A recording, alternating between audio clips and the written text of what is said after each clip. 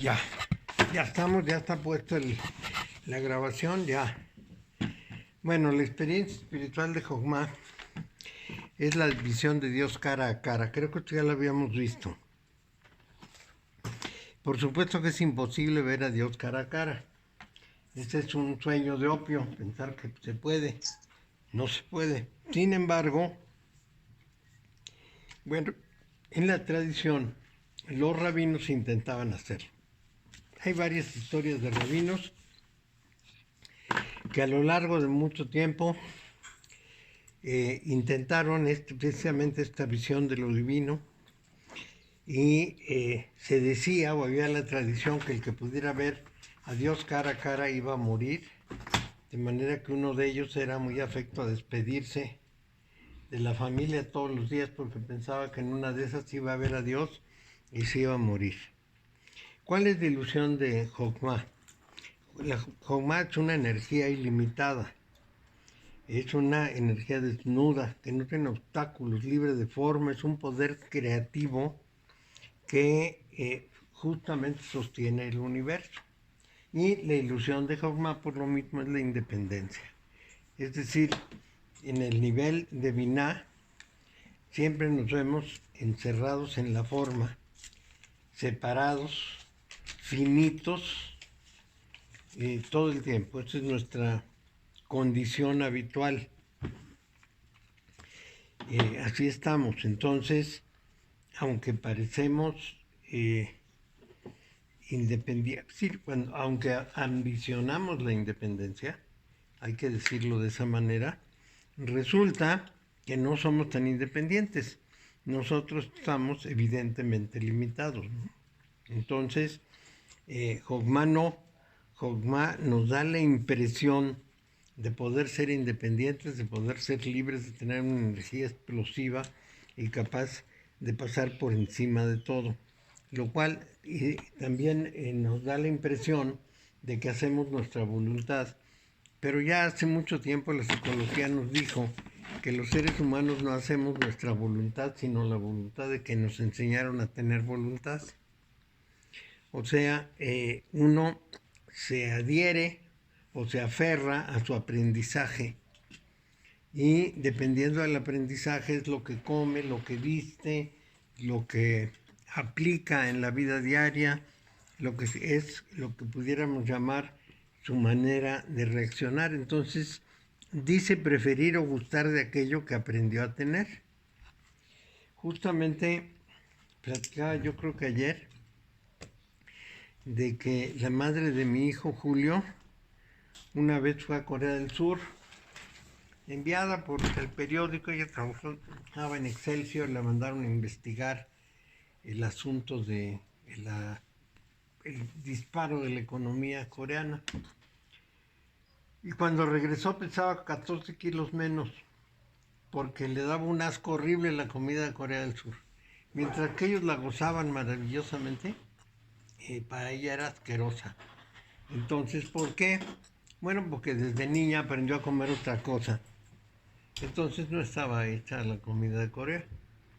Si uno llega y se resigna a comer cosas que le parecen raras, les puede acabar tomando el gusto. Pero no es tan fácil. Lo mismo puede pasar en la India, por ejemplo. La comida de la India tiene un gusto especial, distinto del nuestro. Ellos usan muchas cosas que nosotros no usamos. Y desde luego hay personas que no pueden adaptarse. Y si en la comida pasa eso, en las costumbres, en las ideas, en los gustos, en las preferencias, pasa exactamente lo mismo.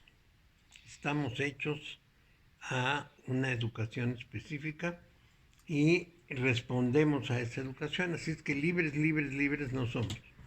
Elegimos lo que podemos elegir, lo que sabemos elegir, lo que reconocemos, y dentro de lo que reconocemos sí puede haber un gusto específico, pero en realidad dentro de nuestros límites. Justamente algunos turistas que vienen a México se quejan de que les dan mole poblano, y para personas que no están acostumbradas a comer algo tan complicado es un guiso verdaderamente insufrible. Primero porque el sabor no lo reconocen. Segundo porque pica. Tercero porque les cuesta horror la digestión. Lo irritante. Es irritante. La visión también. Pues ¿Cómo se ve? quién sabe la visión, pero lo que sí sé es que les cae pesadísimo. Entonces sí tenemos que comprender que cada quien tiene sus gustos, sus preferencias enfocadas en lo que aprendió. Y a mí no se me ocurriría, por ejemplo, ir a Hungría o a Dinamarca y pedir un plato local porque ni siquiera sé que existe. Y no sé si me van a gustar. ¿Sí? Entonces, pues depende mucho de qué aprendió uno. Entonces tenemos la ilusión de la libre voluntad, pero en última instancia todos obedecemos a los mismos principios humanos. ¿Cuál es la virtud de Jogma? El bien, y su vicio es el mal.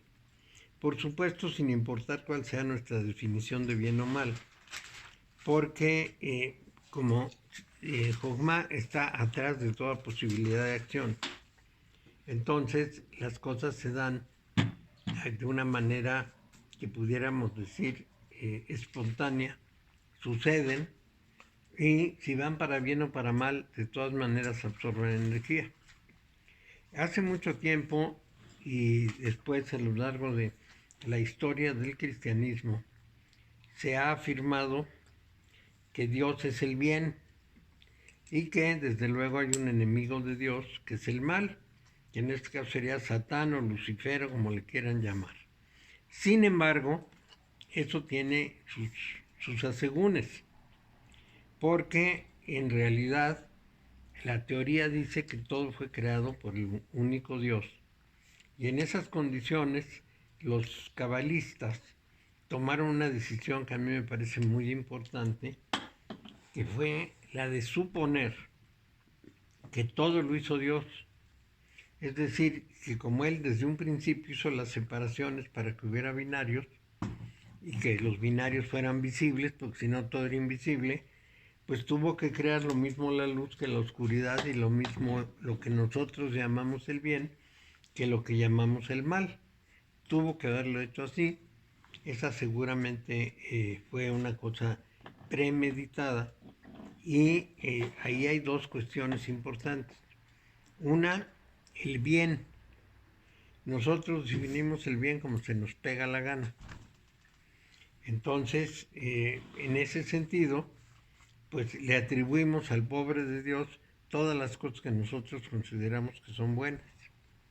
Pero igual que hay luz y cuando se retira hay oscuridad, cuando se retira la luz hay oscuridad, igual podemos decir que Dios es un ejemplo de bien o de bondad y cuando de alguna manera se contrae, lo que nosotros vemos es el mal. Y lo calificamos así, aunque para Dios quizás eso no sería así. A mí me parece que una persona cuando hace determinada cosa que no me gusta, está haciendo mal, pero quizá hay un motivo muy profundo que yo ignoro y que finalmente es el que justifica la acción de una persona. Entonces, uno ignora muchas cosas, uno desconoce muchas cosas.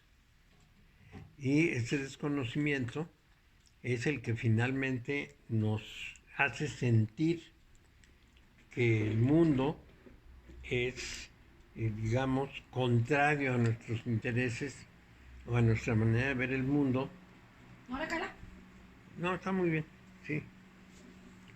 Entonces, siempre debemos reflexionar sobre esa cuestión de hasta qué medida sí nosotros vemos el mundo en función de nuestra conveniencia, es decir, de la humanidad.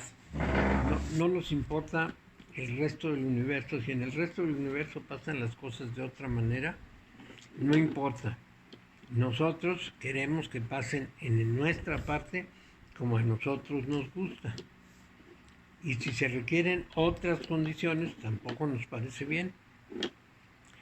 Si pensamos que en el universo hay varias, no diré humanidades, pero varias especies orgánicas que se desarrollan a distinto nivel, vamos a tener algo muy importante que considerar, y es que pueden ser muy distintas de nosotros con otros intereses. Por ejemplo, sabemos que en la Tierra hubo unas especies que vivían en un ambiente de metano. El metano nos mataría a nosotros y el oxígeno mataría a esas especies. Cada uno quisiera un mundo como el que le conviene para vivir. Espérenme un segundito.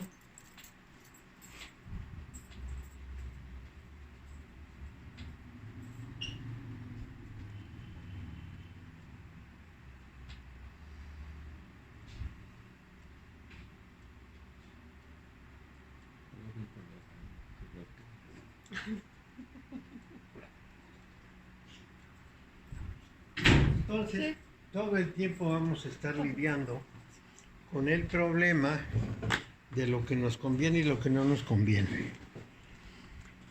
A mí me parece que esto es una cosa que se puede generalizar. Y les voy a dar un ejemplo. Biden ha estado atacando a Putin. Y la respuesta de Putin ha sido, pues tenemos que aprender a convivir aunque seamos distintos. Cada uno de nosotros tiene una manera de ser. Pero siempre es posible aceptar la manera de los otros y convivir con ellos. No dice más, pero es suficiente. Es esa idea básica de que no hay lo que debe ser, sino que hay personas que ven la vida de una manera, otras que la ven de otra, y entonces no hay forma de definir qué está bien y qué está mal. Bueno, entonces Jokma actúa y actúa sin considerar bien o mal. El clipot de Jokma es la arbitrariedad. ¿Por qué? Pues porque la energía libre suele ser muy arbitraria, hace lo que se le pega la gana. No anda con consideraciones de voy a ver qué le pasa al de juntos, sino que hace lo que se le ocurre, lo que quiere, como lo quiere, cuando lo quiere, en las condiciones en que le parece bien. Entonces, pues es evidente que eso es un clipot, una parte muy acabada, muy destruida, porque la arbitrariedad en última instancia lastima más que ayuda en nada. Pero finalmente es la cruda energía de Dios sin límite para todas las cosas. Desde luego, si contemplamos a Dios, vamos a notar que es arbitrario y caótico. Él decide qué quiere y qué no quiere. El Dios de la Biblia es terrible. El Dios de la Biblia de pronto le dice a su pueblo, maten a todos los extranjeros, no dejen que ningún extranjero se quede en la tierra prometida. Y ahí están los judíos matando a los moabitas, a los amorritas y a todos los demás porque su Yahvé les dijo. Y él mismo o ahogaba al mundo o lo incendiaba. Sí, él mismo hacía horrores. Entonces, bueno, pues no está tan bien. Esa arbitrariedad es el clipot de Jokma y nos puede parecer incluso caótico, porque a ese extremo podemos llegar. Esa voluntad divina puede ser casi incomprensible y los seres humanos todavía le abonamos a eso diciendo barbaridades. Por ejemplo, se muere alguien y decimos fue la voluntad de Dios, así sea que muere aplastado por un tractor, es la voluntad de Dios, como si Dios la verdad estuviera ahí muy dispuesto a ejercer una voluntad como fuera, sin consideración de ninguna especie, como si interviniera en cada cosita. Esta es una de las cuestiones que no hemos sabido resolver los seres humanos respecto al tema de la divinidad. ¿Y la bicola? ¿La qué? La bicola. Es que se me acabó. ¿Ya la cambió? No, es que como estoy sudando mucho por la carpintería, entonces tomo Ok. la hidratación Cree que porque me deshidrato. Sí, cada vez que trabajo en la carpintería me compro hidratación para no deshidratarme porque pierdo gran cantidad de de energía. agua sudando. Así es que esa es la explicación de No. por qué estoy haciendo esto. Sí, entonces, finalmente esa voluntad divina nos podría parecer una fuerza ciega, sin dirección, mecánica, pero no es cierto. El universo es una cosa muy compleja como para que nosotros decidamos qué le conviene o qué no le conviene. Vamos a suponer, vamos a imaginar a un Dios que es la naturaleza. Lo vamos a hacer chiquito, pues vamos a reducirlo a la naturaleza. Pero en última instancia, la naturaleza tiene una cantidad de cosas que para nosotros son incomprensibles y es más desconocidas. Entonces es cierto que la pandemia pues es una cosa terrible para nosotros, pero también es cierto que nosotros hemos sido una cosa terrible para el planeta. Dicen que la peor epidemia del planeta somos nosotros. Sí, cierto. Hemos matado una cantidad impresionante de especies animales, hemos destruido el medio, hemos barrido con una cantidad de cosas. Y con nosotros mismos. Ujú. No nos queremos entre nosotros. Entre nosotros nos atacamos, hacemos cosa y media. De manera que pues tendríamos que analizarnos a nosotros. Chocmac Jogma puede contener cierta forma en potencia, porque la forma la da Binah, pero en potencia de alguna forma de organización tiene la energía. Los físicos nos dicen que atrás de todo, incluidas las partículas más elementales, pues hay una instrucción, un programa, vamos a decir, una forma de comportamiento, y que esa forma de comportamiento no se destruye nunca. Y es precisamente algo de la forma que tiene esa fuerza. Y no es correcto ver a Jogma como pura energía caótica, es una energía neutral hacia un fin que los cabalistas le llaman la voluntad de Dios. Tanto en el judaísmo como en el cristianismo se habla del plan de Dios. Entonces es muy común que nos digan que algo ocurrió porque es el plan de Dios, pero si uno les pregunta ¿y cuál es el plan de Dios? No, pues quién sabe, no lo sabemos, nada más lo vemos a posteriori, lo cual es atribuirle a Dios cosas que ni vienen al caso. Bueno, la experiencia, eso es Jogma. Ahora vamos a entrar en Keter. La experiencia espiritual de Keter es la unión con Dios. Pero eso es una ilusión en dos sentidos. Porque si ya somos uno con Dios, ¿cómo nos vamos a unir con Él? Eso es un disparate. Pero, bueno, lo que se busca es más bien descubrir cómo es que uno está unido a Dios, que eso es lo que dice el Buda. Nosotros tenemos que descubrir o darnos cuenta o vencer la ignorancia de que somos uno con el todo y de que no hay ninguna diferencia y de que todo lo que ocurre con nosotros y con todo, pues es un gran movimiento general en el cual no tenemos ninguna queja que dar, ni ningún supuesto que hacer sobre fuerzas externas, porque en realidad somos uno con todo. Entonces, esa búsqueda de la unión con Dios siempre es mi persona con Él, en vez de decir en el fondo de mí ya somos uno, no tengo más que buscar mi trasfondo, lo que digo es yo individual, separado, voy a buscar cómo me integro o me veo con Dios. Y eso es lo imposible, eso es lo que Yahvé le dice a Moisés, que no lo puede ver de frente. Y no lo puede ver de frente porque Moisés lo anda buscando con los ojos de la cara. Y eso no se puede. Bueno, ¿cuál es la ilusión de Keter? El logro, lograr esto, lograr aquello, lograr lo otro, porque eso es precisamente digamos, el origen de toda la manifestación. Pero no hay nada que lograr.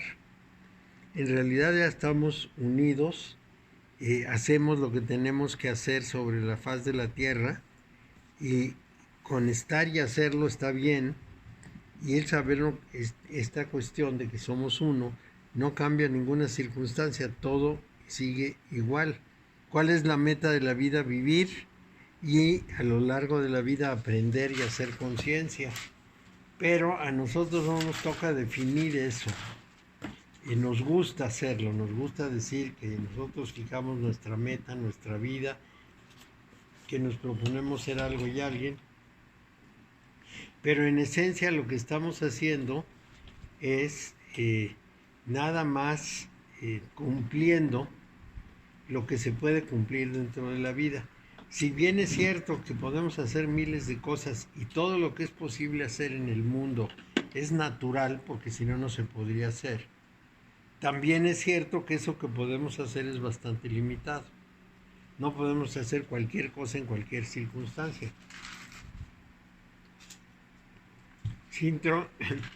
Sino dentro de los parámetros de la naturaleza, de la manifestación.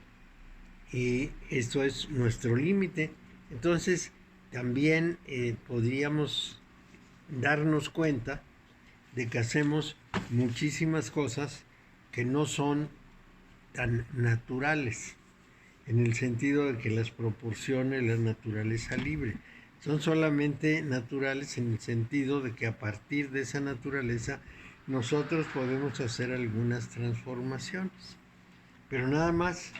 Bueno, y ahí es muy importante extender un poco la explicación. Yo puedo, evidentemente, imaginar algo y dentro de los límites de la naturaleza hacerlo.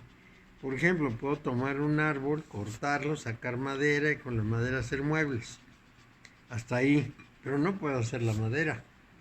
Y me enteré que ya hay unos científicos que hicieron a partir de elementos no vivos algo parecido a una materia viva que se reproduce y que utiliza genes, etc. Es una experimentación muy interesante. Cualquier día se va a escapar del laboratorio y nos va a matar, pero no deja de ser interesante, porque es una vida totalmente ajena a la forma nuestra. Tomaron un grupito de genes, los pusieron en alguna cosa que no sé cuál es, porque no lo especifican, y entonces empezaron a ver que esa cosa se reproducía y que se autogeneraba. Entonces, pues es el equivalente de haber ya creado vida. A mí me parece una pretensión peligrosísima. Esa vida no está adaptada, o nosotros no estamos adaptados a ellas. Se les escapa por mala suerte del laboratorio y empieza a hacer cosas tremendas, y nos puede pasar cualquier cosa como con el coronavirus. Bueno, entonces, ¿cuál es el clipot de Keter? La inutilidad. Y con la inutilidad me refiero a una gran cantidad de personas que dicen que la creación fue una mala idea, que para qué se hizo esto, que es un valle de lágrimas, que estamos forzados a sufrir, que el mundo es una basura, que es una cosa llena de errores. Y esto lo dicen personas que tienen una idea de cómo les hubiera gustado que fuera el universo para que se gozaran ellos. Entonces, las cosas que hacen sufrir a los seres humanos nos parecen terribles y criticamos al pobre de Dios. Las cosas que hacen sufrir a los animales no. Pero esto es la paradoja, criticar cómo es el mundo, porque al final de cuentas el hecho de que ellos estén vivos o que estemos vivos nos da la oportunidad, nuestra presencia, de hacer conciencia de la existencia. Entonces no podemos criticar algo que llegamos ya en automático. Pero además, si el mundo no fuera así, no seríamos nosotros así. tan sencillo, ¿no? Así es. Pero el universo no se hizo pensando en nosotros. ¿Cómo les gustaría a los seres humanos que fuera el universo? No, pues no. Así no se hizo. Imagínate que los peces pensaran que no hubiera depredadores. Pues sí, el universo se formó, quién sabe cómo y por qué razones, pero desde luego no considerando las opiniones de los seres humanos.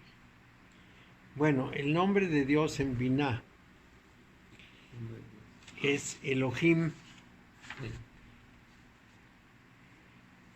Es un sustantivo femenino. ¿Elohim? Elohim es femenino, pero tiene una terminación plural masculina. ¿No les parece muy raro? Un nombre femenino con un plural masculino. Porque en hebreo el plural es distinto para lo femenino que para lo masculino. Por ejemplo, para decir el nombre del habitante de Judea, ya conquistados por los persas, se decía Yehudi a un hombre y para una mujer Yehudit. Aquí casi todo lo femenino termina en AS, y lo masculino ES.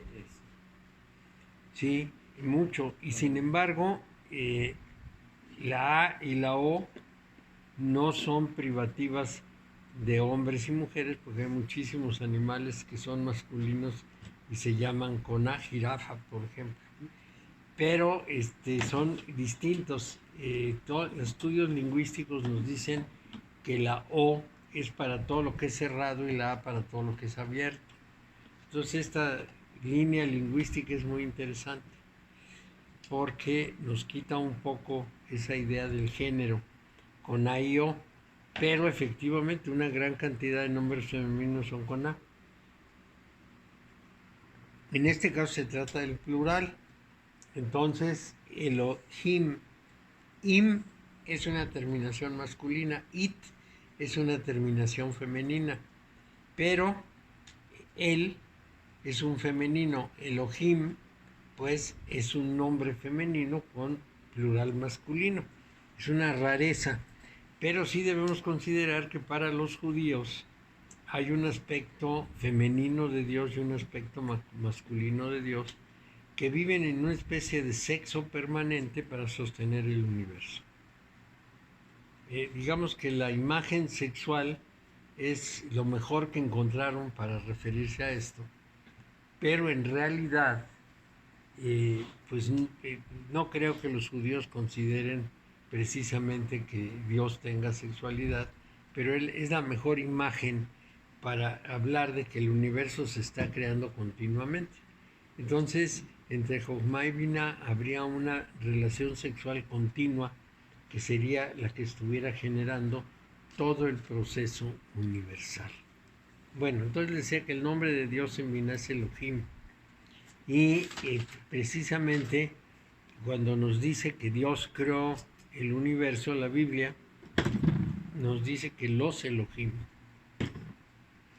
Y esto deriva de una condición, vamos a llamarla,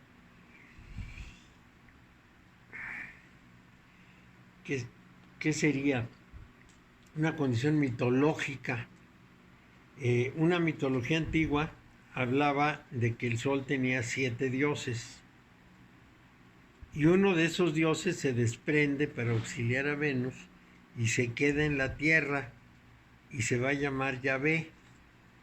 Así se decía en un tiempo muy antiguo.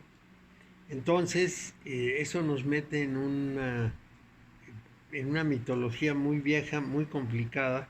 No voy a entrar en eso, pero sí les dejo la idea de que cuando dice en el comienzo o al principio, los Elohim crearon los cielos y la tierra, nos está hablando de un grupo de personas. Después, más adelante, en la propia Biblia, el propio Antiguo Testamento, le va a llamar Yahvé Elohim, con lo cual vamos a decir que tratan de eliminar esa condición tan extraña de un plural para el creador original. Sí les he explicado, no sé si a ustedes y en esta clase, pero lo vuelvo a explicar, que en el estudio del ugarítico, que es la lengua antecedente del hebreo, la lectura de la Biblia puede ser distinta.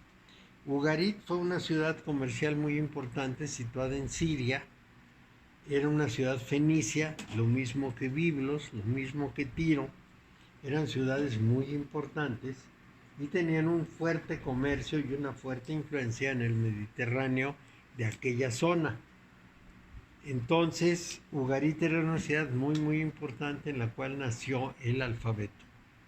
Antes del alfabeto lo que se usaban eran algo parecido a ideogramas, es decir, a dibujos que se iban simplificando hasta que quedaban con un significado específico y con una forma de escribirlas muy sencillas.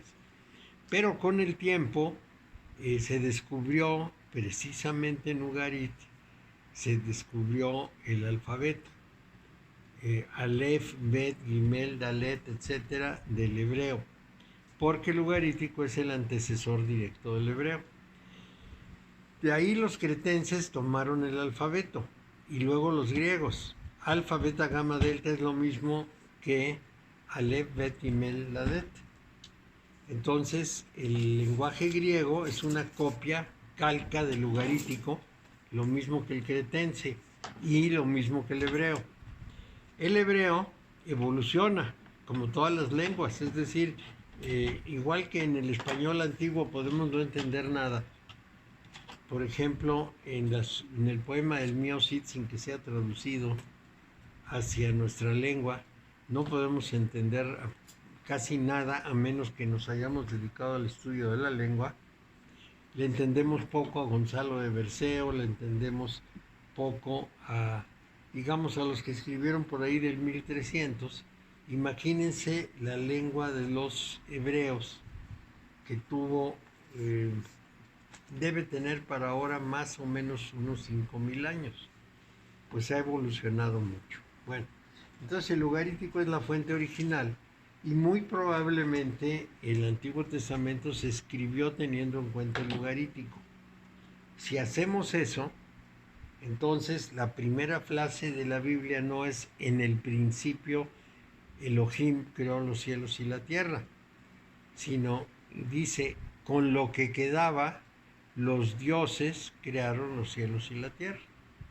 Esa cita se refiere pues a una situación en la cual pudo haber habido una destrucción masiva y con lo que quedaba se reconstruyó lo que se pudo.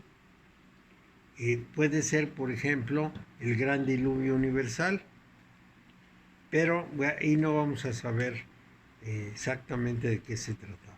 Bueno, entonces, el nombre de Dios en Jogma es Yah, Y-A-H, que le faltan 2 letras para ser Yahvé. Es una forma corta de Yahvé. Y el nombre de Dios en Keter es Ejeye, que quiere decir yo soy, o yo estoy siendo, o yo seré. Esto es muy importante, porque es la respuesta que le da a Moisés Yahvé en el monte Sinaí, cuando le pregunta quién eres y le dice yo soy el que estoy siendo. Bueno, el arcángel de Biná se llama es muy difícil de decir, T-Z-A-F, Zafiel. ¿TZ qué? T-Z-A-P-H. PH. Q-I-E-L. Entonces es Zafkiel. Zafkiel. ¿Qué quiere decir sudario de Dios? Puede ser. Y el arcángel de Jogma es Ratziel. Yo creo que esto ya lo habíamos visto, pero bueno. Lo mismo la semana pasada. Que se grabe. ¿Sí? Sí. Y Ratziel es precisamente el heraldo de la deidad. Y es justamente lo que pudiéramos decir la suma y resumen de la sabiduría de Dios, que está guardada precisamente en un zafiro que el arcángel Raziel guarda, y en el libro de Raziel se supone que está anotado todo lo que pasa en el universo. Ahora bien, aquí podemos decir una cosa interesante, y es que precisamente toda esta manera de decir las cosas nos habla de ciertas condiciones de cómo fue escrita la Biblia. La Biblia fue escrita con mucho material simbólico. Si en un zafiro puede contenerse toda la información del universo, bueno, pues ahora ya lo encontramos razonable. Antes no, pero ahora sí. Bueno, entonces el arcángel de Keter es Metatrón, el arcángel de la presencia, y se supone que alguna vez fue Enoch. De tal manera que así lo veríamos las cosas. La parte más importante de esta sección que vimos la vez pasada, ya me acordé que vimos aquí, no sé hasta dónde, y lo que pasa es que no lo anoté, pero bueno, no importa, vamos, de todas maneras, repitiendo se repite de una manera distinta. Las órdenes de los ángeles de Binah, Jochma y Keter son muy claras de acuerdo con la visión de Ezequiel. Los ángeles de Binah son los tronos, los de Jochma son las ruedas, y los de Keter son las santas criaturas vivientes que aparecen en la Apocalipsis y que ya sabemos que son un león, un águila, un ser humano y un buey. Y aquí tendríamos que considerar a qué constelaciones pertenecen. Entonces, el león... ¿De quién? ¿Cómo? ¿Tronón de quién?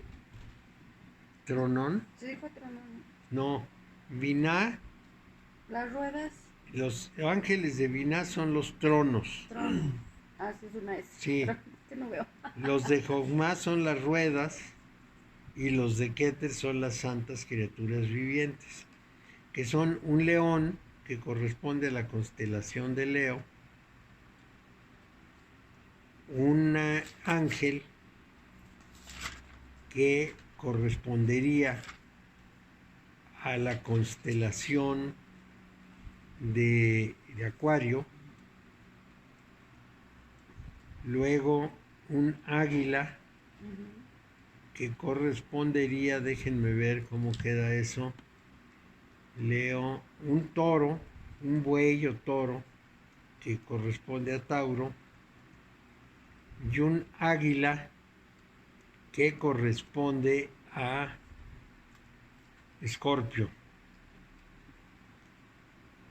Entonces, es muy importante por decir esto, porque nos habla de la conexión entre la astrología y este tipo de visión de Ezequiel. Hay que considerar ahí que esta liga tiene mucho que ver con la visión cosmológica de los pueblos antiguos. Para los pueblos antiguos, la Tierra no estaba separada de todo el sistema solar. No lo está de hecho, pues, pero no consideraban la Tierra por separado. La Tierra no era sino un elemento más dentro del sistema solar en el que nos había tocado vivir, pero cada uno de los planetas conocidos que llegaban a Saturno tenía su significado y tenía su trascendencia. Ninguno estaba de más o de menos. Cada uno aportaba algo y cada uno tenía sentido. Entonces el estudio de la astrología no era la curiosidad de adivinar el futuro. Aunque terminó en eso, no era la curiosidad de adivinar el futuro. Era el afán de conocer cuál era el trasfondo del universo, empezando por el sistema solar, que es el que se consideraba que era todo el universo. Entonces el gran tema aquí es que el estudio de ellos, de cosmología, tenía una trascendencia enorme porque les daba la explicación de todo en la vida. Es decir, no había nada que no estuviera considerado dentro de lo que pudiéramos llamar el ritmo universal. Pensaban en la realidad universal de una manera muy dedicada, vamos a decir. Por ejemplo, los sacerdotes egipcios, a los que normalmente se calificaba de magos, tenían un conocimiento muy notable, pero muy notable, del cielo, es decir, del sistema solar, las medidas del sistema solar, las proporciones, etcétera, de manera que la astrología tenía un papel decisivo dentro de la vida de sus pueblos. Entonces, no debemos olvidar esta condición. Bueno, luego nos tenemos que ir precisamente a lo que pudiéramos llamar las interpretaciones del árbol o las interpretaciones del sistema de árboles. En esas interpretaciones nos vamos a encontrar con que hay tres modelos. Un modelo considera que Malhut es el planeta Tierra más todo el universo, no solo el planeta Tierra, sino todo el universo físico, completito. Desde Yesod hasta Gesed es la parte menor, vamos a decir, y ya arriba, Daat, Minajo, Umay, Keter es la parte grande, la parte superior. Y en ese sentido, las cosas son que el Dios del universo que está hasta arriba es el Dios del universo completo, es el Dios en su aspecto superior. Este es un modelo para estudiar el árbol. Otro modelo es un modelo de conciencia humana. Entonces, los superiores, los tres superiores, serían precisamente nuestro Dios interior, el Dios en lo pequeño. Nuestro Dios interior es, si lo queremos ver así, es nuestra conciencia elevada, vamos a llamarlo una conciencia superior, lo que se llama el mental superior en los seres humanos. Y un tercer modelo de árbol es que la vida existe en los cuatro mundos de la creación, Atzilut, Briat, Yetzirah y Asiá, y que todas esas esferas están entremezcladas y podemos encontrarlas en la parte del arquetipo, en la parte de la creación, en la parte de la formación o en la parte de la manifestación, dependiendo qué tan arriba o abajo están. Es un esquema de cuatro esferas que ustedes lo recuerdan, cuatro círculos que abarcan el árbol. Bueno, entonces eso es.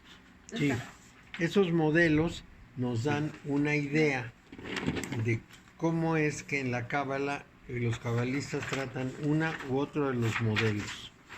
Bueno, entonces es fácil que cuando hacemos eso nos demos cuenta, para darles un ejemplo, que en la esfera inferior, en la esfera que abarca desde Tiferet hasta Malhut, Tiferet es un rey. En la esfera en que Tiferet es el centro del círculo, Tiferet es un dios sacrificado. Y en la esfera de Binah, en la esfera de la creación, en que Tiferet está hasta abajo, es un niño. Entonces tiene tres caras, el niño, el dios sacrificado y el rey. Como pueden ver, este esquema cabalístico, que es más antiguo que Jesús, ya tiene los elementos que se le atribuyen a Jesús: el Cristo niño, el Dios sacrificado, el rey de Israel y el Dios sacrificado. Bueno, esos modelos pues nos van a mostrar distintos aspectos para análisis de la cábala. El modelo A es muy genérico, es el total, es el global, y nos habla de todo lo universal. El modelo B es un modelo más íntimo, del ser humano y el modelo C es como el ser humano viviente con su cuerpo, con su materia, con sus condiciones. Bueno, entonces es muy difícil que nosotros tengamos una concepción, vamos, razonablemente eficaz del universo, porque nuestra limitación es doble. Por un lado somos muy pequeñitos y a veces las cosas nos quedan muy lejos y el universo es muy grande y no las vemos. Y vamos haciendo descubrimientos. Esa es una parte del problema. La segunda parte del problema es que nosotros solamente podemos captar el universo de una manera muy limitada porque finalmente tenemos solo los 5 sentidos y algunos aparatitos que hemos hecho y todo lo demás nos queda afuera. Yo puedo captar lo que me dan los 5 sentidos y un poco de lo que me dan distintos aparatos, un radar, un microscopio, un polígrafo, en fin. Eso me ayuda, un telescopio, me ayuda más o menos a extender mis sentidos, pero de todas maneras los uso para captarlos con mis sentidos. Cualquier otra forma de ver el universo y de captarla desconozco. Entonces estoy limitadísimo. No me gusta reconocerlo, pero estoy limitadísimo. Yo no puedo ver las 9 dimensiones que constituyen el universo. No puedo ver otras caras del universo que no sean la que me queda cerca. Y desde luego no puedo darme cuenta si de veras somos seres de 2 dimensiones en un holograma o somos seres de 3 dimensiones. Nada de eso lo puedo ver. Entonces, aquí partimos del hecho de que no hay nada que no sea Dios, que es un punto muy judaico. Todo es Dios, no hay nada que no sea Dios. Esa es más o menos la idea. Entonces, es un universo que no vamos a comprender nunca completamente. Bueno, entonces, todos los pesimismos a este respecto, que nos digan que todo se acaba con la muerte, que todo termina, que la vida no tiene sentido, que el universo es casi una mala broma, etcétera, derivan de la condición humana, no de la condición universal nuestra, sino de la localmente humana. Es pensar en el universo deseable por un ser humano y no en el universo real. Y mucha gente muy pesimista nos va a hablar de eso. No hay Mesías, Dios no te ama, la única cosa que posees en tu vida es nada, porque se te va a ir, es simplemente el hecho de estar viviendo, pero es una desgracia porque te vas a morir y se van a morir las gente que quieres y te vas a hacer viejo y te vas a enfermar, y todas estas partes pesimistas son muy conocidas, y que te mueres y te moriste y ya no tienes nada más, porque esas son visiones limitadas a lo que los sentidos pueden proporcionar. Entonces, por otro lado, hay todos los sistemas de esotéricos, herméticos, etcétera, que nos dan mucha esperanza en el sentido de que hay otras realidades, otros planos de realidad, otras formas de concebir las cosas. Y todo eso finalmente es una riqueza que nosotros todavía no explotamos debidamente. Bueno, entonces el ser humano ha vivido presa del miedo. Presa del miedo de morir en primer lugar o de caer en desgracia. Y esa condición de miedo proviene precisamente del gran problema de nuestras limitaciones, de nuestra pequeñez. Entremos, todavía nos queda un poco de tiempo, en los 4 mundos y las almas. Esos 4 mundos, las 4 esferas de que les he hablado, nos hablan de un mundo de la emanación, uno de la creación, uno de la formación y otro de la manifestación o elaboración. Emanación, formación. Bueno, el primero es arquetipo. Es el mundo de la emanación, es el mundo modelo, el mundo arquetípico. Luego viene un mundo de la creación, que es donde están Geburah y Gesed. Luego viene un mundo de la formación, que es donde está Yesod, que le da forma a la realidad, y luego el mundo de la manifestación o la elaboración, el trabajo, pues, el quehacer. En esos 4 mundos los señala la Cábala como 4 esferas que se dan en el proceso de creación y permanencia del universo. Sin embargo, los judíos añaden una 5ª esfera que no aparece nunca en el árbol de la vida y que es la esfera del Adam Kadmon. El Adam Kadmon es la idea que tuvo Dios de crear al ser humano. Es su ser humano ideal o idealizado.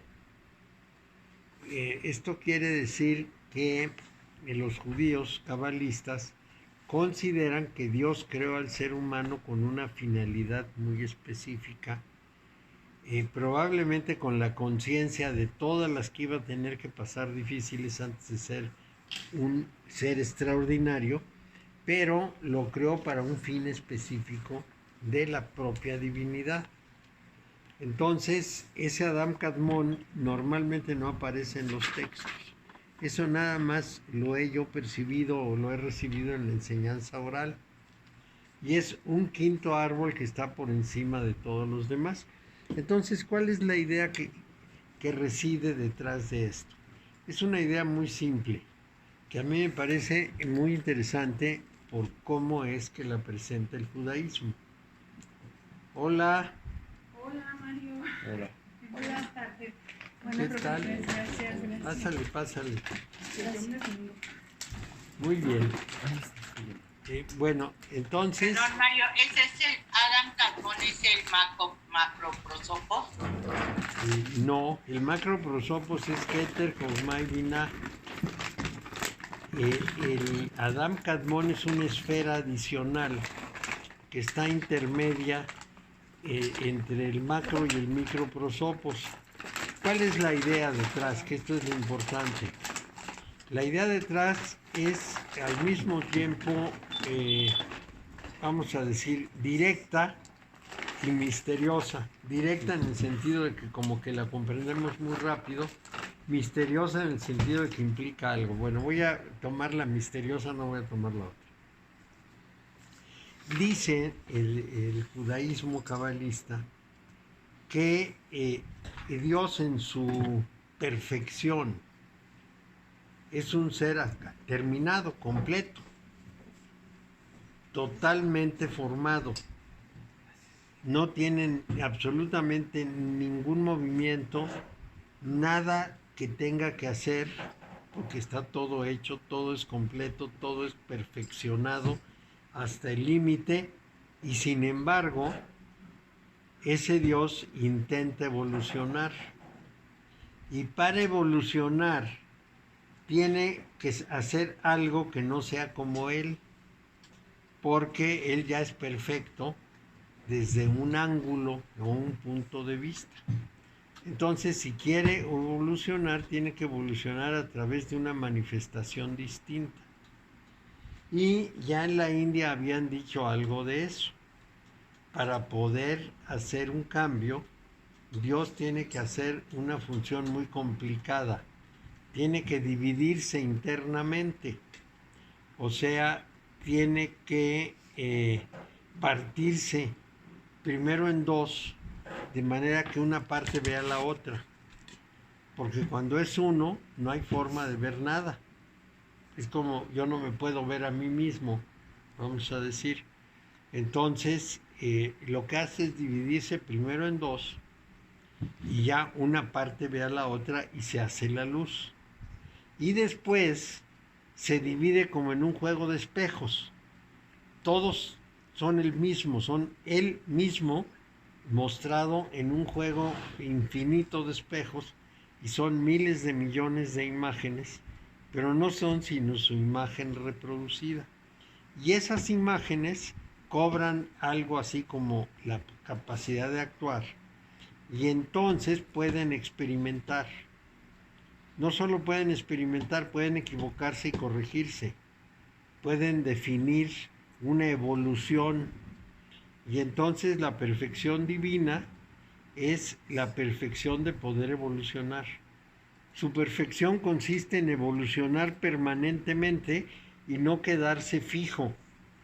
Y para poder evolucionar permanentemente, tuvo que haber hecho el universo para que en el universo sus distintas modalidades tuvieran opción de evolucionar. Una de las modalidades podemos ser nosotros, pero puede haber muchas otras y además muchos universos. La inmensidad divina se volcaría en una cantidad infinita de universos con un número infinito de pobladores de distinto tipo y materiales de distinto tipo que van evolucionando, que van como tropezando en el mundo y puliéndose, y esto va contribuyendo a la evolución divina. Más o menos eso sería el concepto que tiene en el nivel del Adam Kadmon. De todo es a partir de la manifestación, de la generación de la manifestación. Sí, sí, tiene que manifestarse. Entonces, tenemos que tener una gran cantidad de densidad.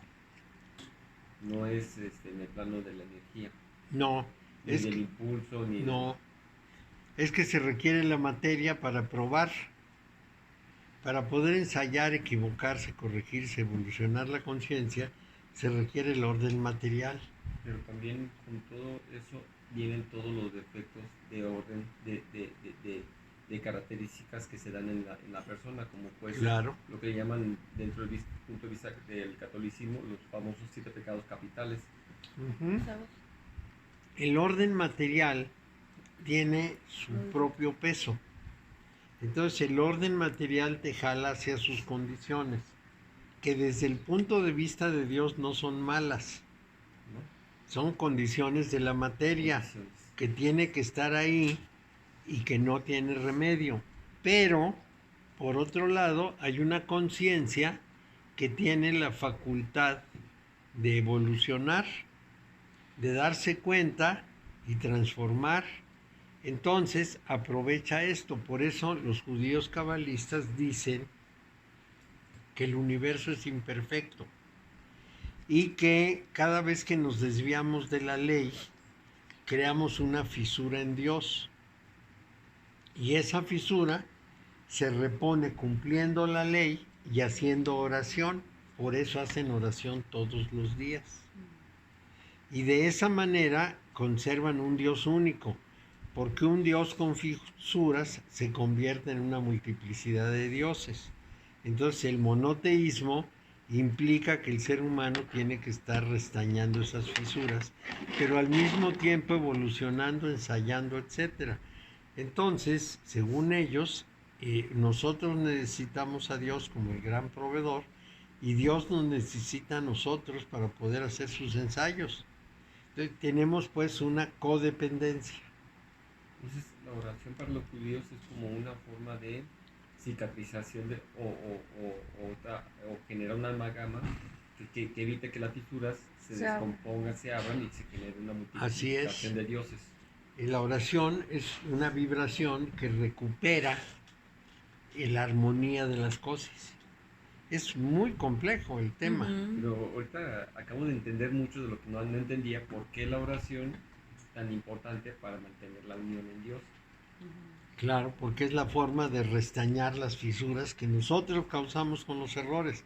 Porque como nosotros no somos sino imagen divina multiplicada en los espejos, cada vez que actuamos dentro de Dios y entonces creamos las fisuras con los errores propios de la materia. Y hay que restañarlas con la vibración de la oración. No es una idea elemental, es una idea bastante compleja. Muy interesante. Muy rica Sí, es muy rica de posibilidades. Y además la aceptación de que el universo es imperfecto. Que no, Dios no hizo un universo perfecto, porque si hubiera sido perfecto no evoluciona. Esto es importantísimo, es una visión vamos a llamarla, muy novedosa para como estamos acostumbrados a ver. Pero les insistiré, esto que aprendí, lo aprendí en la enseñanza directa de los judíos. En los libros no viene. Yo nunca he visto en un libro, sí la mención de Adam Kadmon como así el ideal, pero sin explicación de ninguna especie. Y se contrapone totalmente al pensamiento de que, ejemplo, el designio que tiene Dios en la tierra, que es el Papa, que es infalible, entonces no puede, No. entonces sería un hombre estático, por eso no evoluciona, por eso se queda parca, Claro. adormilada. Claro, no puede evolucionar. La infalibilidad no te deja cumplir el propósito fundamental de la manifestación. Ese es un problema, pero decisivo. Y no indagan en la teología sobre la percepción de esas situaciones. En esas estamos. Bueno, entonces hay... Mario, Sí, Mario. sí, te escucho. Perdón. Si Dios, dijiste, no hizo el universo perfecto porque si hubiera hecho perfecto no evoluciona. Y me pregunto, ¿y por qué no lo hizo perfecto si es Dios? No lo hizo perfecto porque su propósito no era repetirse, sino moverse. Es decir, si lo hace perfecto hubiera sido la repetición de sí mismo y no hubiera tenido propósito. Lo hace imperfecto porque esa imperfección lucha en un trabajo de evolución y de cambio. Y entonces cumple una función muy importante. Su perfección consiste en evolucionar, no en quedarse como estaba. Este es un Dios dinámico. Sí, dime. Quienes oran no necesariamente son quienes cometen los errores, como los tibetanos. No, Digamos. los judíos oran todos los días. No digo, pero por ejemplo, todos los dedicados a orar sanan estas fisuras, aunque no hayan sido los que hayan cometido el error, digamos. Así es. Es más, no se gana nada con que el que comete el error fuera el único que orara, porque no alcanza, tiene que ser grupal. Entonces, por ejemplo, todos los judíos en la mañana hacen su oración, todos los judíos de religión usan esas cintas que se amarran en la mano y las cajitas que se ponen aquí en el brazo, los tefilim, y todos los días hacen su oración dicen para recordarle a Dios que no debe quitarnos de su conciencia porque el universo desaparece. Eso quiere decir que el universo es un ejercicio divino para ese fin que les estoy comunicando. Entonces, esta parte de la Cábala no es fácilmente revelada. Esas son cosas que se guardan los judíos y solamente a los que se acercan les cuentan esto. Ahora ya abrieron el conocimiento. Hasta 1995 quien no fuera judío no podía. Ahora ya se lo pueden contar a no judíos como a mí y yo me entero. Pero aquí hay una parte muy importante. Para ellos hay un límite. Si no te sumas a ellos no aprendes más que hasta cierto lugar. Hasta cierto lugar, y entonces ya no puedes comprender otras cosas que van a suceder. Y esas otras cosas que van a suceder son colectivas. Y eso es lo que yo entendí, lo que me dijeron. Cuando me dijeron que ya me sumara a sus reuniones y que cantara con ellos y que bailara con ellos y que nos veíamos periódicamente en el año para intercambiar y compartir, ya no fui. Porque no tengo tiempo de andar haciendo bailes ni cantaderas. De andar en fiesta. Sí, pero sí lo ofrecen. Y sí me hubieran enseñado algunas otras cosas que no aprendí. Pero bueno, pues ni modo. También digamos que la oración de los musulmanes es también poderosa porque se lleva a cabo en ciertas horas y hacia una cierta dirección. Claro, todos juntos. Greg Braden nos decía que 8,000 personas orando juntas al mismo tiempo, unidas con algún propósito específico, era susceptible de cambiar cosas en el mundo. Entre ellas, por ejemplo, el delito o enfermedades o lo que fuera. Entonces él cifraba en 8,000 personas el cambio. Es muy poderosa la oración de los musulmanes. Sí.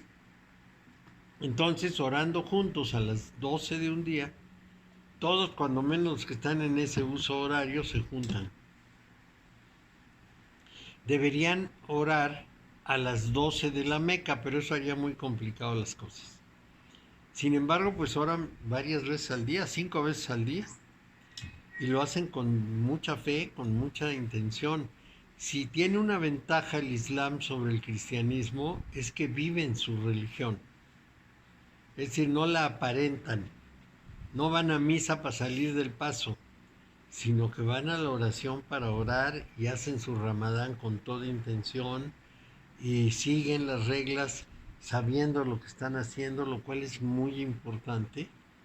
Esa es la razón de que algunos grandes estudiosos de las religiones en Occidente se hayan hecho musulmanes, porque es distinto analizar una religión y verla intelectualmente, como pasa con el cristianismo, y hacer rituales, que vivir conforme a una línea religiosa. Es un cambio muy importante. Perdón, ¿los masones tienen que conocer la cábala? No tienen que, pero es una parte que adoptó la masonería. Es decir, más o menos por ahí del siglo XIII de nuestra era, los grupos que todavía no eran masones, vamos a decir premasones, adoptaron la cábala como su esquema de pensamiento, como su esquema de conocimiento de las virtudes ocultas o de las razones ocultas del universo, de tal manera que es constitutivo de la masonería. Así, cuando nació la masonería propiamente hablando, ya era cabalística. La cábala empieza a trabajarse más o menos por ahí del 1400, un poquito después del supuesto nacimiento de Christian Rosenkreuz, que es el que creó la línea Rosacruz, no la de amor, porque esa es una tomadura de pelo, no, la original. Esos Rosacruz originales que son, que los identificamos en el 1600, porque es cuando publicaron los primeros libros, se supone que vienen de Christian Rosenkreuz, que vivió por el 1340. Este Christian Rosenkreuz dejó formada una organización, y en el 1600 un alemán que se llamaba Johann Andreas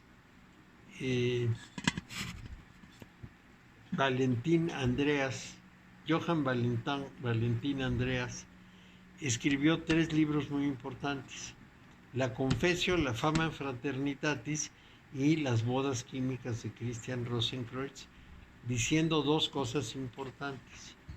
La primera, que esos textos eran el resultado de la organización Rosacruz.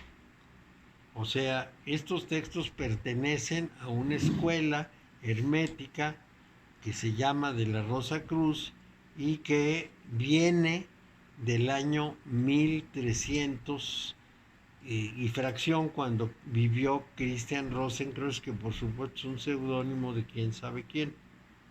Ese es lo que se pretende.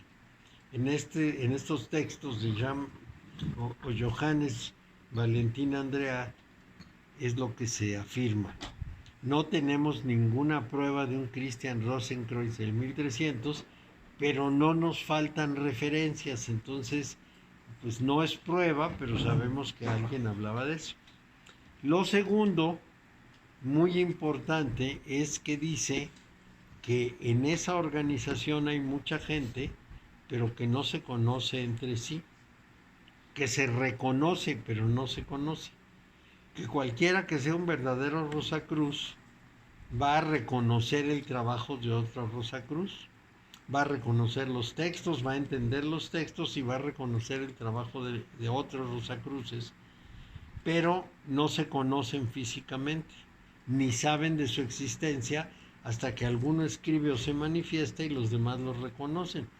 Es la organización más abstracta que he oído en mi vida, porque no sabes quiénes son sus miembros, no te inscribes con nadie, tú desarrollas tus conocimientos y un día dices, este piensa como yo. Y entonces reconoces que los dos son hermanos Rosacruces. Pues es medio extravagante, pero bueno, así lo expresa Andreas. Y los 3 libros son interesantes. En uno lo que especifica es más o menos el origen, en otro habla de las reglas y de algunos principios herméticos, y en las bodas químicas de Christian Rosenkreuz, pues lo que hace es una especie de tratado de alquimia. Tratado de alquimia dificilísimo de descifrar, porque es puramente simbólico.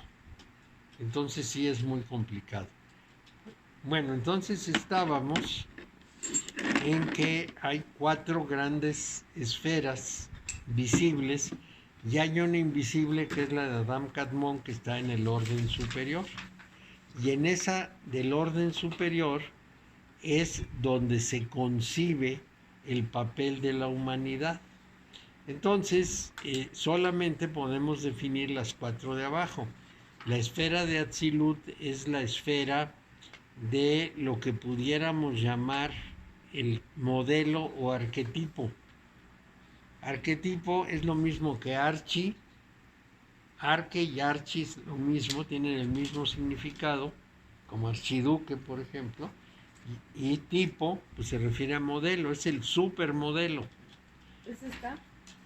Es esa. Luego viene la esfera de Bria, que es la de la creación. Todavía no tiene forma, pero ya está concebida. Que la manifestación, por supuesto, ¿no? En la esfera de Yetzirah es donde va a adquirir forma. Es decir, el modelo de la forma. Por ejemplo, el molde para vaciar cualquier cosa, el molde para vaciar una botella. Es que la ando buscando, Eduardo. No te preocupes. ¿Una copia? Ajá. Bueno, yo después les doy copias Sí, porque yo la tengo en la computadora de ella. Entonces, aquí el asunto es la forma. Y esa forma va a, digamos, a concebir como un molde las cosas. Es el principio de moldes. Por ejemplo, en una fábrica de botellas hay el molde de la botella. Todavía no es botella, pero ya está el molde listo. Ya la forma ya está definida. Eso es Yetzirah. Y la manifestación ya tiene las formas manifiestas, ya tiene las formas abiertas. Entonces, esos 4 mundos, de esos 4 mundos, 3 los cita Isaías en uno de sus pasajes, en el capítulo 43 de Isaías, nos vamos a encontrar ya una cita de cuando menos la creación, la formación y digamos de las 3 esferas de abajo y la manifestación. Bueno, Plotino, que fue un pensador de más o menos el siglo II de nuestra era, es llamado normalmente neoplatónico, pero en realidad no es platónico. En realidad él tomó filosofía griega de todos, de Aristóteles y de los demás. Y Plotino concibió también una división similar en 4 partes. La primera parte le llamó Él. Él es el nombre de Dios. El Dios del Medio Oriente, en todas partes del Medio Oriente se llamaba Él. Por ejemplo, Belzebub lleva las dos letras, el. Los arcángeles, Gabriel, Miguel, Uriel, eh, Rafael, etcétera, llevan el, porque cada uno quiere decir una virtud divina. El mensajero de Dios, la fuerza de Dios, el es el Dios. Bueno, entonces, para Plotino, el primer nivel es él. El segundo es la mente divina. Luego, el todo alma. Y finalmente, el mundo sensible. Entonces, sus etapas son Dios, su mente divina, todo lo que pudiera ser la totalidad de lo creado, a lo que se le reconoce la condición de alma, y finalmente un mundo sensible material. Y también podemos considerar una división en las categorías o jerarquías celestiales que definió un gnóstico que se llama el pseudo Dionisio. Bueno, el pseudo Dionisio es el nombre de un libro. Se supone que un tal Dionisio lo hizo, pero digamos que la investigación no ha podido determinar si es auténtico, y algunos han dicho que no es un Dionisio, entonces lo llamaron pseudo Dionisio. Pero es un texto gnóstico muy importante, y ahí encontramos un mundo súper celestial, el mundo del Nus, el mundo real. Luego tenemos un mundo celestial potencialmente débil con relación al primero, es el mundo del demiurgo, de sus guardianes y arcontes, y luego el mundo sublunar, que es el mundo de los elementos, o sea, aire, tierra, fuego y agua. Volvamos sobre estos, porque es importante mencionarlos. El mundo supercelestial del Nous es el mundo del supremo eón. Este es un tema muy sutil. Tanto los mazdeístas como estas personas que concibieron estas cuestiones, como el pseudo Dionisio, lo que nos dicen es que el ser supremo es la eternidad. Eternidad quiere decir fuera del tiempo. No quiere decir muy atrás y muy adelante en el tiempo, quiere decir fuera del tiempo.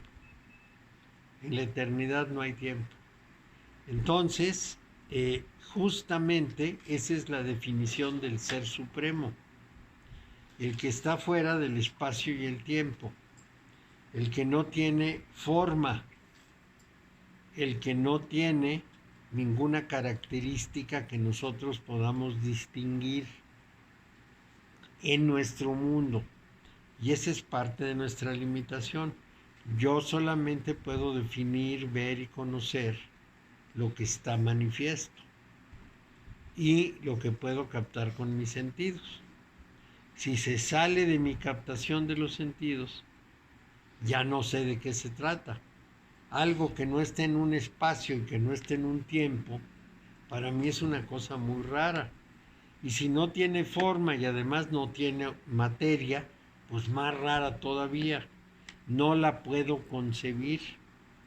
Entonces, es posible que eso que llamamos Dios tenga características y tenga condiciones que lo conforman, pero que para mí son inaccesibles mentalmente. No las puedo concebir.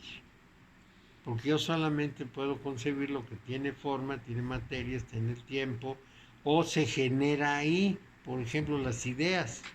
Pero no voy más allá de ese punto, y las ideas siempre son alrededor de lo que conozco. Entonces, aquí es muy importante porque ese es el supermundo del Nous. Después de esto viene el mundo celestial, que corresponde a una tesis muy interesante.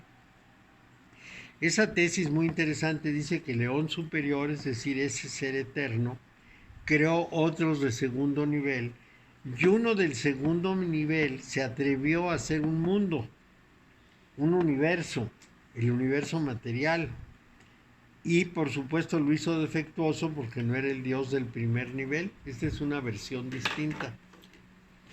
Y como esta es una versión del Medio Oriente, la primera que les di es judía. Y como no es el ser perfecto, pues hace un mundo imperfecto. Y entonces tiene unos agentes que se llaman los arcontes o gobernadores, que son los planetas, para controlar la vida humana conforme a sus dictados. Esta es la razón de que los seres humanos consultaran la astrología continuamente, porque consideraban que los planetas eran los agentes de ese dios que se llamaba el demiurgo, un dios de segundo nivel. Ese demiurgo mandaba a los arcontes mandaban a los seres humanos y eran esclavos de los arcontes. El pensamiento de Pablo está teñido de esta idea. Pablo dice en, no sé si en Corintios o en Gálatas, que si los arcontes hubieran sabido que Jesús era el Hijo del buen Dios que estaba por ahí olvidado, nunca lo hubieran matado, porque al derramar su sangre, como era la sangre de un Dios, renovó el universo, redimió a los seres humanos de la esclavitud en que los esclavos, en que los demiurgos habían esclavizado a la humanidad, las redenciones de esclavos. Entonces, si Jesús redimió la esclavitud respecto de los demiurgos, de los agentes del demiurgo, de los gobernadores o arcontes, y salvó a la humanidad de esa condición. De ahí que sea el Redentor y el Salvador.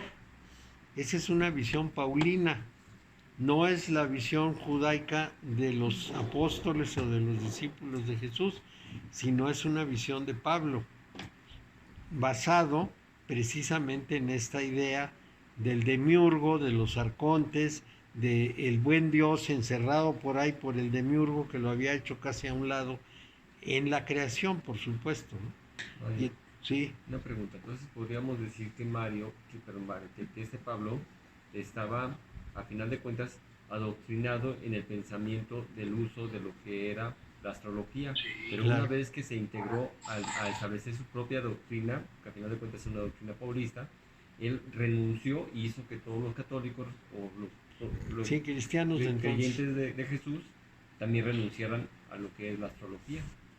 Pues sí, de cierta manera sí. Es decir, pero Pablo predicó para gentiles, no para judíos, porque a los judíos no los pudo cambiar, No, cambió a los gentiles. Entonces los gentiles que estaban muy familiarizados con esa doctrina les pareció muy natural. Y esa es la que adoptaron los cristianos de Roma, no los cristianos de Oriente, sí los de Roma. no los ortodoxos. No, entonces no, los ortodoxos tampoco, entonces hay una división, porque los cristianos de África, los cristianos del Medio Oriente y los cristianos ortodoxos tienen concepciones distintas, por eso no aceptan al Papa, porque no corresponde a su visión de las cosas. Vamos a decir, algunos no reconocen a la Virgen María como un ser importante, otros consideran que Jesús no murió en la cruz, otros más consideran que ciertas partes de la interpretación de lo divino son falsas, por ejemplo, que Dios, que Cristo no era hijo de Dios, o bien que la Virgen María no era madre de Dios, sino solamente de Cristo, que que Jesús tenía dos naturalezas, no solo una, y eso significaba dos personas, mientras que la Iglesia Católica habla de una persona con dos naturalezas. Todas estas diferencias dividen a las iglesias orientales de las iglesias occidentales cristianas. Es decir, dividen a unos cristianos de otros. Y la razón es Pablo. Pablo fue el que generó todo ese... Pero sumamente inteligente y Sí, con un sí, amplio conocimiento de información hermética. La verdad es que Pablo es sorprendentemente listo. No solo es inteligente, es un hombre de cultura. Bien retorcido, pero muy capaz. Eso no se le quita. No, sí, y físicamente muy parecido a Carlos Salinas de Gortari. Como hermanos, más o menos. O sea, ni lo digas porque si no también le van a echar la culpa a él de todo lo que pasa en el mundo. Sí.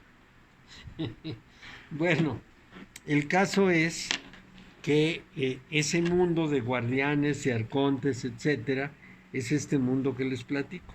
Y luego viene el mundo sublunar, que es nuestro mundo, como somos nosotros. Sublunar, por abajo de la luna.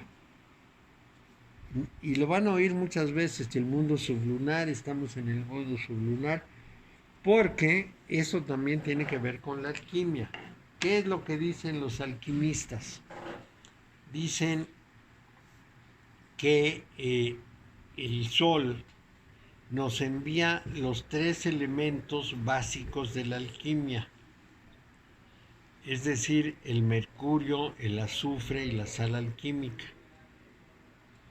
y que estos son demasiado fuertes para recibirlos de manera directa. En cambio, cuando pegan en la luna y la luna los refleja hacia nosotros, nos llegan los mismos elementos, pero atemperados, y entonces no nos calcinan. No sé si es una forma de referirse al cinturón Van Allen o si de veras piensan en el asunto de la presencia de la luna. No lo podemos, no puedo definirlo. Simplemente lo que hace es que será la luna la que impide que el sol nos tateme, porque nos mandará esa luz de una manera atemperada, que es la que podemos aprovechar. La otra nos quema, también la aprovechamos, pero nos quema. Entonces, ese mundo sublunar es el mundo de poner, por ejemplo, a serenar las cosas. Es el mundo del mutus liber de la alquimia, que recoge el rocío de la mañana como materia prima. Así es que se considera sumamente importante esa influencia sublunar. Los 3 elementos de la alquimia a mí me sugieren, es una cosa completamente personal, no les puedo decir que esté sustentado por alguien más, pero a mí me sugieren los electrones, los neutrinos y los quarks. Los quarks serían el azufre, los electrones serían el mercurio alquímico y los neutrinos serían la sal alquímica. Entonces, ¿qué es lo que decían? Esos 3 elementos, combinados en distintas proporciones y retorcidos haciendo una hélice, es lo que forma los elementos. La idea de elementos químicos no existía, yo estoy añadiendo la palabra, pero la idea de los alquimistas era eso. El Sol manda divididos, ¿qué sería? Quarks, electrones y neutrinos. Se combinan en proporciones diversas, más de unos, más de otros, etc. Ya combinados, como en una cerradura que le dieran vuelta y lo dejaran cerrado, quedan en una condición helicoidal. Entonces, ¿qué tiene que hacer el alquimista? Tiene que desdoblar, quitar o poner y volver a doblar. Es decir, toma el mercurio, le quita un protón y lo vuelve a doblar y hace oro, para mencionar cualquier cosa. Entonces, esa es la visión de la alquimia. Por eso un físico dijo que para lograr eso, sin que hubiera una terrible explosión, se necesitaba una cortina de neutrinos. Que si tenías una cortina de neutrinos, evitabas una explosión atómica. No entiendo por qué. Les repito tal como lo leí. Pues se decía, ¿no? De que los riesgos de los aceleradores de, ¿cómo se llama? Sí. Que podían provocar un agujero negro. Se decía mucho que los impactos... Los del CERN. Sí. Los del CERN, que todo eso se hablaba mucho de esa... Pues es que sabemos qué vamos a hacer, pero no qué consecuencia pueda tener. Bueno, pero finalmente el mundo sublunar es ese mundo. Entonces, lo que quiero decirles con toda esta consideración es que esos conceptos tienen más de lo que parece uno leer de principio. Atrás de cada uno de esos conceptos hay toda una historia y toda una serie de autores que se metieron en esa condición.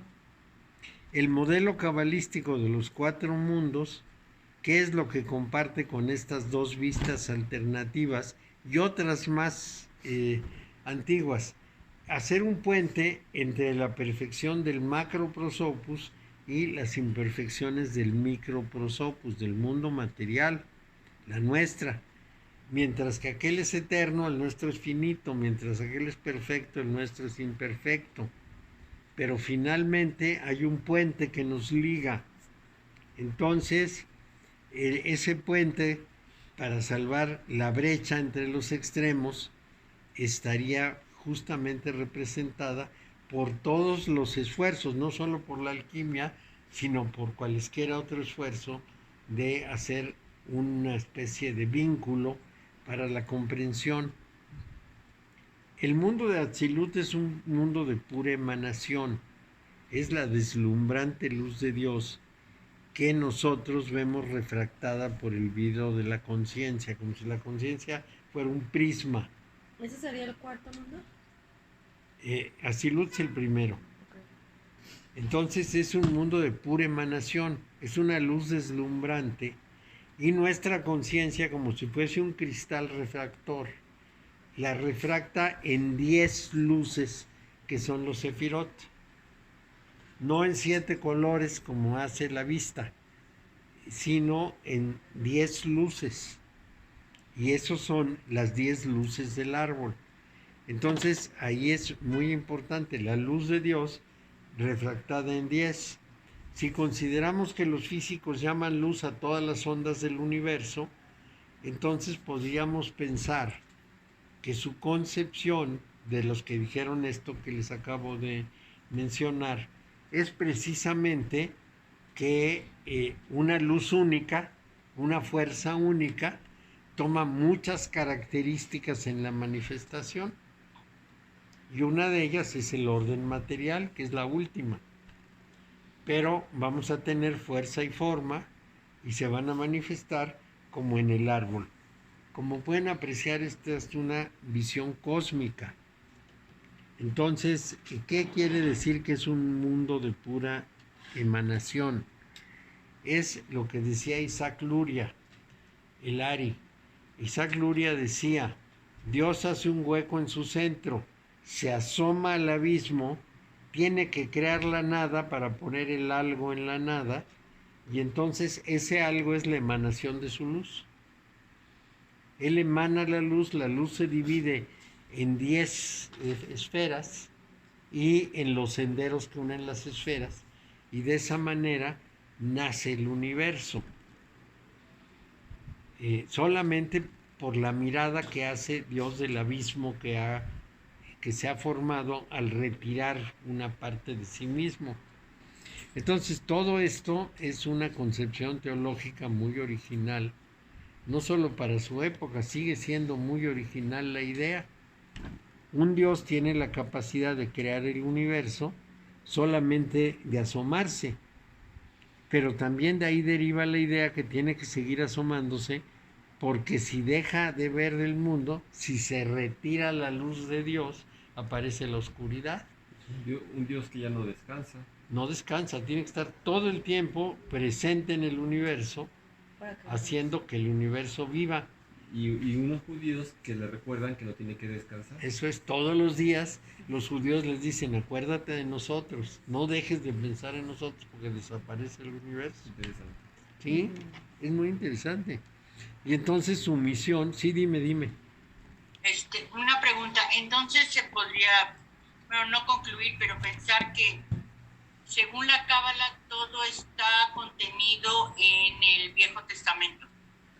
Sí. Todo de ahí sale. O sea, a partir de la Cábala puedes entender el Antiguo Testamento y entender nuestra razón. Eso es. Lo que ellos dicen es muy sencillo. Ese libro fue escrito en muchos planos, es decir, tiene un sentido, un segundo, un tercero, un cuarto sentido. Y tenemos que explorar esos planos, tenemos que meternos tanto, tenemos que conocerlo tan a fondo y además buscar muchas combinaciones de cosas para tratar de entender los significados, que la tarea es infinita. 2000 años de estar haciendo interpretaciones nuevas, de estarle buscando razones, de explicaciones, verdades, con los tres métodos que son la temurá, la gemurá y el notaricón. Entonces, con esos ejercicios intelectuales van descifrando los diversos significados del Antiguo Testamento, efectivamente, sobre todo de la Torá, de los 5 primeros libros. Pero entonces esto también sería que prácticamente, digamos que es la verdad, no sé si sea la única, pero es una de o la verdad más cercana a la gran verdad, algo así. Ese sería el pensamiento de los judíos. Nosotros podemos decir, no es cierto, porque no es nuestra religión, pero ellos lo dan por hecho, que esa es la Pero verdad. hay algo equivalente. Pues no, resulta que la antigüedad escribió muchas cosas, pero los libros no nos llegaron porque los pueblos no lo conservaron. Los judíos han sido los únicos que se quedaron separados de los demás, que se reprodujeron entre ellos y que conservaron su tradición y su libro. Los babilonios tenían muchos textos que Veroso o Verocio nos comunicó. Él dice que consultó una cantidad de textos en el templo de Babilonia y nos habla un poco de lo que consultó, pero esos libros se perdieron. Los libros de los egipcios, sí. Perdón, de lo que has señalado, yo creo que el aparente desdeño a las antiguas culturas finalmente es como tonto, porque tenían como cosas muy simbólicas que las vivían, ¿no? Sí. O sea, sabían perfecto por qué en tal pared había tal imagen y para qué funcionaba, y claro que como sí. que emanaba también una vibración que los hacía como acordes a su vida. Cierto, mira, hay un autor que a mí me parece muy razonable, que dice, nosotros llamamos mitos a lo que creían otros pueblos, pero para esos pueblos era la verdad absoluta. Igual que el cristianismo tiene mitos, muchos, pero que los ven como una verdad absoluta. Para mí es evidente que cualquier cristiano dice que la Virgen María es la Madre de Dios y no tiene la menor duda de que el embarazo de Jesús fue un embarazo divino, exactamente igual que pasaba con los faraones. Entonces, para ellos es una verdad irrefutable, pero para el que está afuera lo llaman un mito del cristianismo. También la existencia de ángeles, arcángeles, serafines, tronos, potestades, es un mito visto desde fuera, es una realidad visto desde dentro. Pero en los mitos antiguos yo encuentro una diferencia muy importante. En realidad, a través de esa forma de relatar, hicieron historia. O sea, estos pueblos no tenían el concepto de historia que tenemos nosotros. Entonces, tampoco escribían. Entonces, una persona conocía los hechos y los relataba. Y luego formaba otro que relataba lo mismo y le agregaba o le quitaba o le cambiaba. Pero más o menos iban conservando, digamos, el cuerpo central del conocimiento. Entonces, como era muy difícil hablar de muchos pueblos, a cada pueblo lo representaban con una persona. Y entonces había relaciones entre personas. Era mucho más fácil. Vamos a pensar en el judaísmo. Abraham, dice National Geographic, nunca existió. No, Abraham no, pero un pueblo hebreo que cruzaba de aquí para allá sí existía. Y a ese pueblo en el relato se le representa como una persona. Ese pueblo iba acompañado de un pueblo afín, que era el de Lot, porque el pueblo central era Teraj y Abraham. Y el pueblo añadido, el pariente, el sobrino, era Lot. Entonces esos dos pueblos recorren desde Harán hasta la tierra prometida, pero encuentran que la tierra prometida está ocupada y se van a Egipto como pueblos, no como personas individuales. Y digamos, la- el mito cambia cuando salen de Egipto, que ya son tribus. Ya no es un solo paquete, sino son 12 tribus. Y para eso hay una historia en que cada tribu es hija de una tribu maestra. Vamos a decir, una tribu básica es la de Abraham. Pasan 200 años y entonces la tribu la dirige Isaac. Pasan otros 200 años y la tribu la dirige Jacob. Pero no es una tribu, es un conjunto de tribus.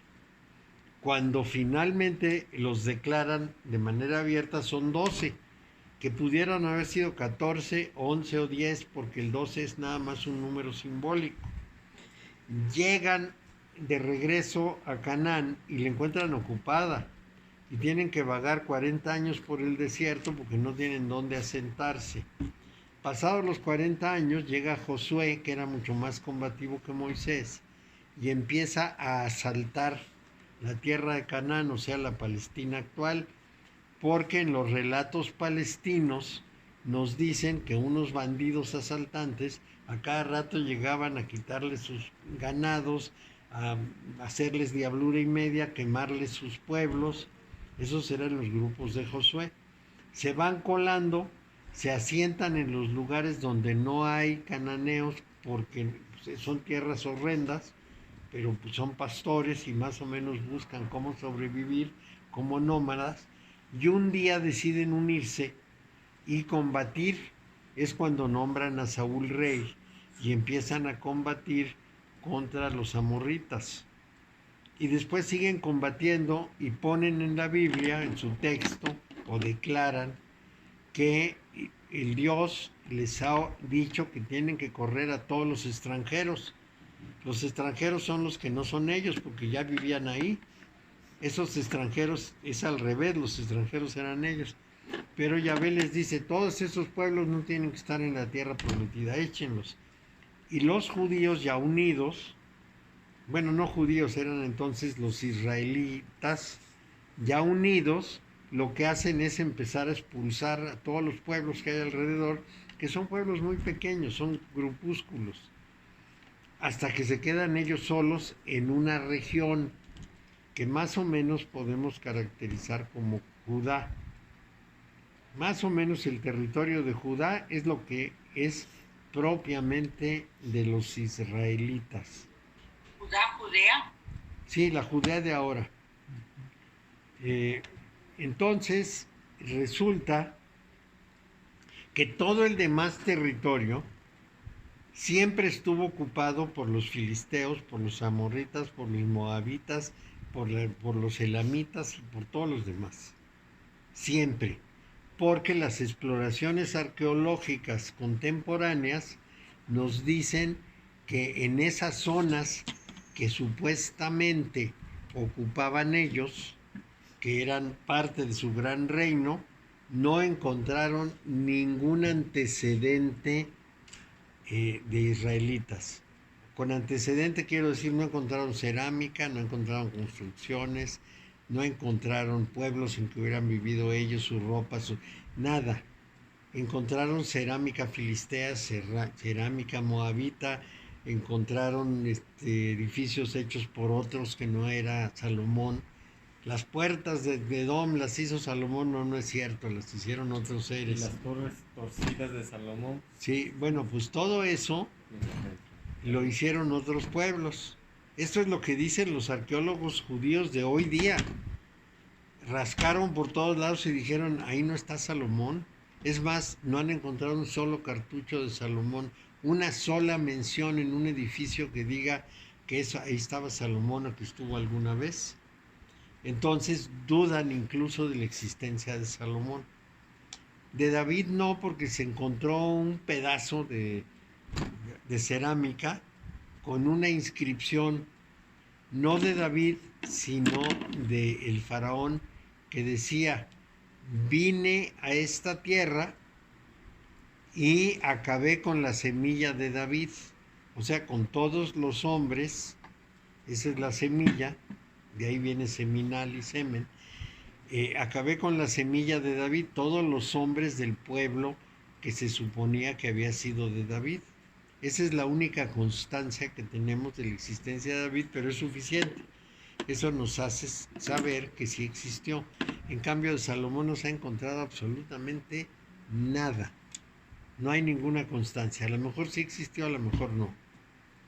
Pero, pues como el relato judío es un relato de boca a oído durante milenios, pues es muy difícil que sea exacto. Pero vuelvo al tema, la mitología lo que hace es personajes epónimos que representan pueblos. Y entonces es una historia, pero es una historia contada como un cuento. O sea, Hércules fue hasta el jardín de las Hespérides, se robó las manzanas de oro, después pasó por una isla de Gerión y se robó unos bueyes rojos, y luego regresó a Creta y ya llevaba bueyes y ya llevaba manzanas. Entonces ese era un pueblo protogriego que en su labor civilizadora buscó unas manzanas cultivadas, unos animales domesticados y se los llevó a su tierra. ¿Y cómo fue a conquistarlos? Se los fue a robar porque no había de otra. Luchó contra los pueblos de las Hespérides, que es Marruecos. Luchó contra el gigante en la colina. ¿Cómo se llamaba el gigante? Ya no me acuerdo. Era un gigante. No, el gigante se llamaba... Ya no me acuerdo, pero lucha contra un gigante en la colina, le llaman la colina, ni siquiera tiene nombre, es la colina por excelencia. Ahí lucha con el pueblo que defiende esa zona, vence, se va al jardín de las Hespérides, se roba algunas manzanas y se las lleva a Grecia. Luego pasa por España y ahí quién sabe cómo es que logra ir a la isla de Gerión y sacar unos animales. Luego se encuentra en los Pirineos con la reina Pirene y tiene amores con ella, es decir, los dos pueblos se juntan, comercian, hacen intercambios, etc. Y luego ya se va a su tierra. Todo esto es historia si la leemos como historia, y es mitología si la leemos como mitología. Esta es la diferencia. Por ejemplo, Thor tiene un martillo maravilloso. Es un martillo que cuando lo aplica a cualquier cosa, la destruye. Pero ese martillo se carga con un rayo, o sea, se carga con luz. Es un martillo eléctrico. Entonces, bueno, si lo queremos interpretar, tenía un arma que se podía cargar con energía eléctrica de algún tipo y era muy destructor. Un rayo tremendo. Bueno, pues sí. Entonces, ¿cómo lo representan? Como un martillo que se carga con los rayos del cielo y que hace muchas destrucciones. Entonces podemos pensar que Thor pertenecía a un grupo más o menos civilizado, que tenía unas armas eléctricas, de carga eléctrica. No cabe la menor duda en cuanto a cómo lo relatan. Y desde luego, en todas las tradiciones nórdicas, cada éxito termina en un fiestón de borrachos. Quiere decir que esas borracheras eran muy famosas desde entonces. Sobre eso. Sí, porque llegaban con las mujeres estas valquirias que los conducían al banquete. Y si morían en la lucha, pues iban al Valhalla y también celebraban bebiendo. Muy bien, pues lo dejamos aquí. Nos pasamos 43 minutos, pero teníamos muchas cosas de qué hablar. Muchas gracias. Gracias, muchas gracias. Nos vemos la próxima. Gracias. Buenas noches. Buenas noches. Buenas noches. A ver, le voy a recordar en qué nos vamos a quedar. Porque luego yo estoy. Pues lo voy a marcar aquí. Si me acuerdan que lo marque, lo marco. El próximo día, hoy es 8, es el 15. No, de veras está en jueves. Sí. Nos vemos, Mario. Nos vemos mañana. Que te vaya muy bien. Gracias. Bye. Mañana te traigo tu colchoncito. Muchas gracias. Si no puedes, ni modo. ¿Semiduro o suave?